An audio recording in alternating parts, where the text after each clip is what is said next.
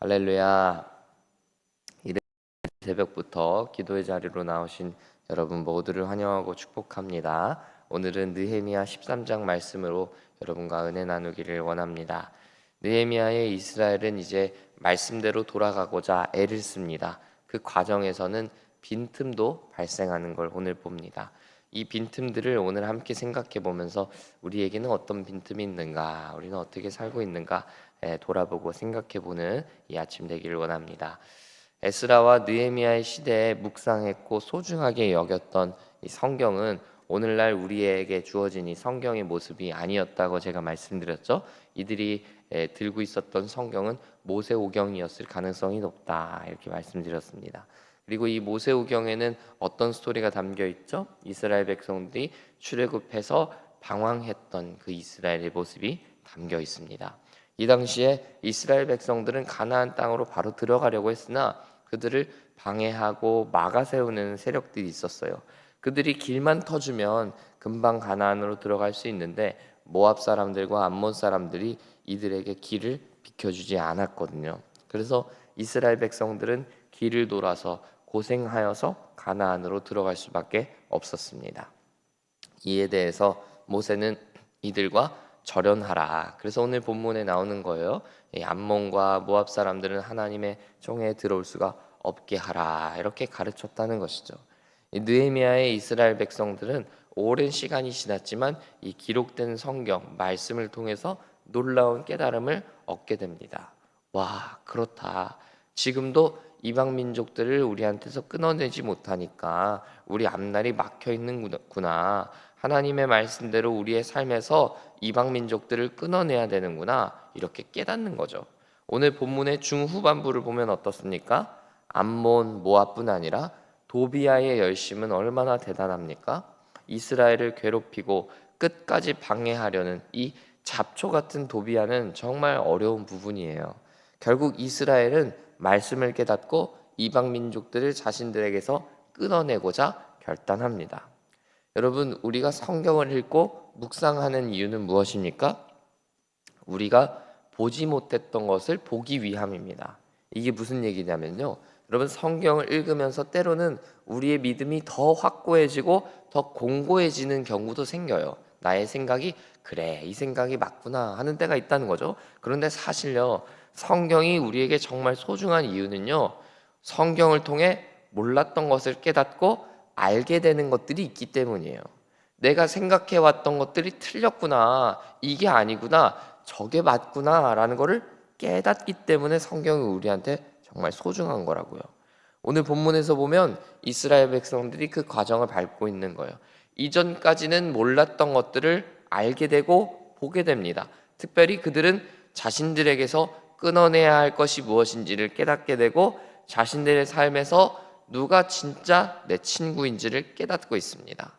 하나님의 말씀은 이러한 디테일한 지혜를 우리의 삶 가운데 있는 보지 못했던 것들 보게 하시는 것입니다. 조금 빗나간 예시일 수도 있는데 우리 학창 시절이나 지금도 사회생활을 할 때 생각해 보면요, 어린 시절에는 그저 다 좋은 친구라고 생각하고 좋은 게 좋은 거, 내 친구가 제일 좋은 거라고 생각하고 친밀하게 지내지만 시간이 지나고 흘러가다 보면 우리의 삶에 누가 진짜 내 친구구나라는 것을 알게 되죠. 그냥 오래 시간을 보냈다고 해서 나랑 어릴 때부터 친구였다고 해서 진짜 친구는 사실 아니다라는 걸 알게 됩니다. 내가 정성을 그만큼 다했던 친구는 정작 나에게 그만큼 큰 비중을 두지 않고 있다는 걸 알게 되고 우리는 실망할 때도 많이 있어요. 이처럼 우리가 진짜 친구라고 여겼던 것들이 나중에 나한테 실망을 안겨줄 때가 얼마나 많이 있습니까? 이와 유사하게 하나님은 우리의 친구가 누구인지, 누구와 가까이 해야 되는지, 누구와 멀리 해야 되는지를 가르쳐 주시는 것입니다. 이러한 관계 문제뿐 아니라 우리의 삶의 죄악들에 대해서도 동일하게 역사하십니다. 이전까지는 아무렇지도 않고 문제의식을 갖지 못했던 나의 언행에 대해서 하나님의 말씀은 점검하게 하십니다. 이러한 삶이 정말 옳은 것인가? 이게 정말 하나님의 뜻에 순종하는 것인가? 스스로 질문하게 하시는 거예요. 그리고 우리로 하여금 옳지 않았던 모습들을 깨닫게 하시고 알게 하시고 보게 하십니다. 그리고 끝내 회개하게 하십니다.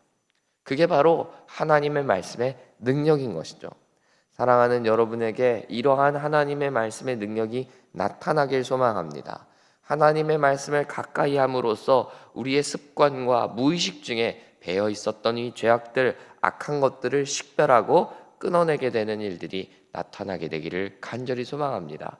제가 반복해서 말씀드리지만 하나님의 말씀은 우리의 생각을 더 공고히 하고 우리의 생각을 더 깊어지게 하는 게 아니에요. 나의 생각이 틀렸구나, 나의 생각이 잘못되었구나 라는 걸 깨닫게 하신다라는 거, 여러분 그걸 잘 생각하시면서, 어떤 분들은요, 제가 이렇게 말씀드리니까 신앙생활을 하다 보면 오래 신앙생활을 하면 할수록 내가 정해놓은 답은 정해져 있고 하나님은 그걸 대답하시면 된다, 하나님은 그걸 얘기해주면 된다 라고 생각하시는 어르신들이 많아져요. 여러분, 우리는 아직 젊잖아요. 젊은 때 여러분, 하나님의 말씀이 하시는 역할을 우리가 바르게 알아야 돼요. 하나님의 말씀은 내 생각을 더 옳게 여겨주는 게 아니라 내 생각이 틀릴 수도 있구나, 내 생각이 잘못될 수도 있구나, 하나님은 그걸 원하시는 게 아니구나, 늘 깨어있고 그 어린 마음으로 또 순수한 마음으로 하나님 앞에 깨끗한 마음으로 서야 되는 줄 믿습니다. 그렇게 우리에게 말씀이 가르쳐 주신 대로, 그래서 말씀이 우리를 부끄럽게 하시면 회개할 줄도 알고, 말씀이 우리에게 가르쳐 주시면 아멘으로 응답하고 또 순종할 줄도 아는 것이 지혜인 줄 믿습니다. 우리 본문 4절 이후를 보시면요, 있어서는 안 될 일이 이스라엘에게 일어납니다. 이전에 우리가 보았지만 도비야가 이스라엘 백성들 방해하기 위해서 얼마나 뇌물공세하고 심지어 자신들의 자식들 주어가면서까지 관계를 맺습니까? 국제결혼도 맺잖아요. 그렇게 느헤미야가 도비야를 경계하고 끊어내라고 가르쳤음에도 불구하고 제사장 엘리야십은 그의 유혹에 넘어가는 것을 보게 됩니다.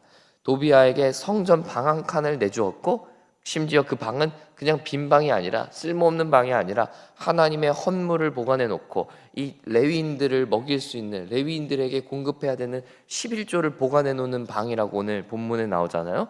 그런데 어떻게 그 방을 비워내고 도비야에게 방을 주느냐 말이죠. 있을 수 없는 일이 일어나는 거예요. 그런데 여러분, 이 일이 어떻게 일어날 수가 있었을까요? 오늘 본문 6절을 보시면 느헤미야가 예루살렘에 있지 않았다 말하는 거예요. 느헤미야가 어떤 사람이었죠?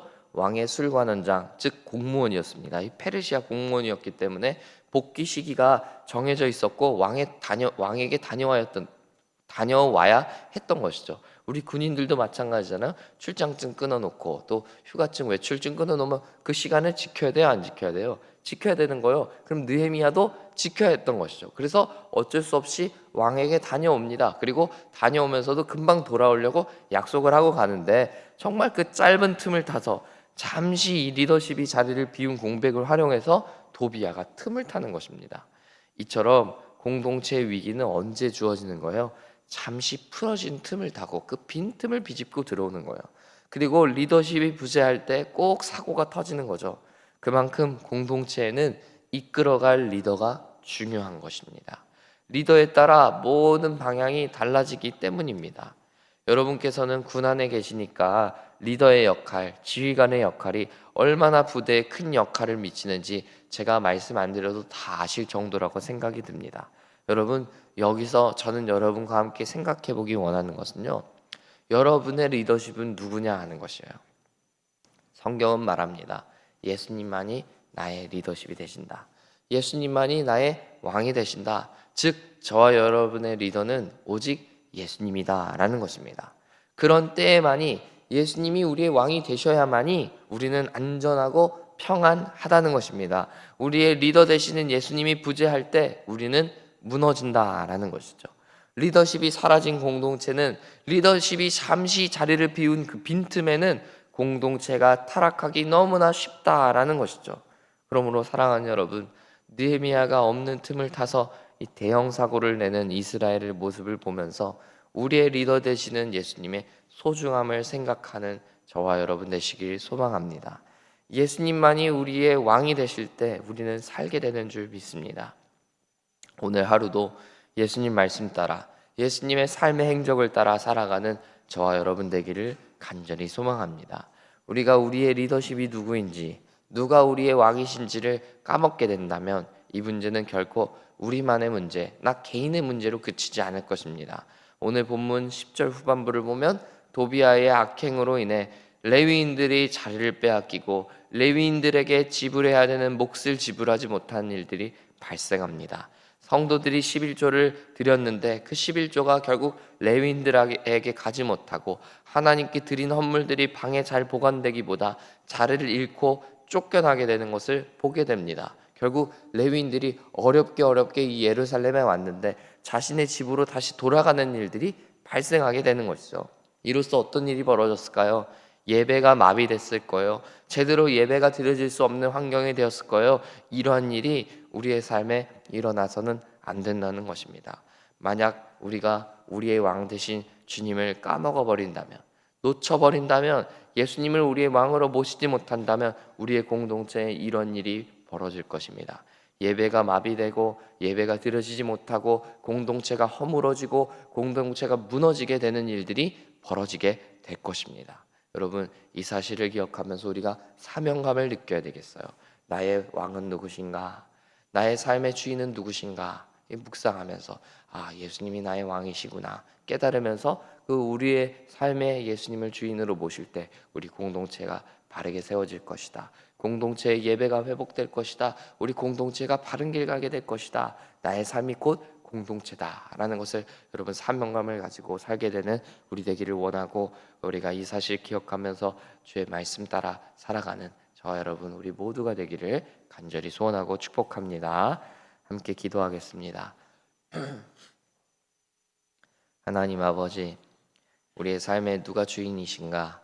예수님이 우리의 주인이시라는 이 사실을 기억하고 붙들면서 살아가는 우리 모두가 될 수 있도록 주께서 은혜를 베풀어 주시옵소서. 하나님, 이렇게 예수님이 우리의 삶에 없을 때 공동체가 무너지고 또 공동체가 정말 어려운 길 가게 되는 것을 우리가 보오니, 하나님, 우리가 사명감을 가지고 우리에게 맡겨진 이 사명 잘 감당하는 우리 모두가 되게 하여 주시고, 하나님, 특별히 오늘 우리에게 주신 이 말씀뿐만 아니라 하나님의 말씀을 늘 읽고 묵상함으로써 하나님이 주시는 지혜를 얻게 하시고 무엇이 진짜인지 무엇이 가짜인지를 구별하게 되는, 또 알게 되고 깨닫게 되는 우리가 될 수 있도록 은혜를 더하여 주옵소서. 감사드리며 예수님 이름으로 기도합니다. 아멘.